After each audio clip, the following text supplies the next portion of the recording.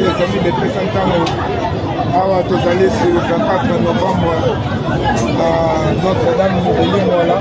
Tozali maintenant koyamba papa mais tobaki Tessantano kote ya papa ya bikwa kutinasuka etala lomoto ya bato donc voilà quoi.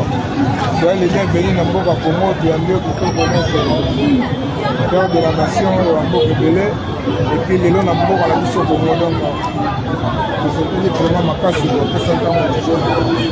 Voilà.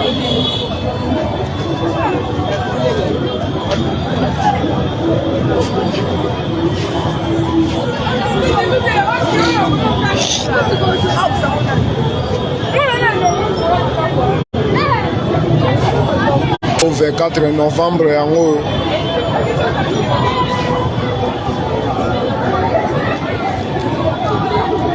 événement monde entier bazelaki, événement monde entier bazelaki bamona pape lelo na Congo epi papa aye kotala bana wala kwa mokili mokili toyo kotala papa na biso pape toyambi yo na motema ya kofungwama na mboka Congo.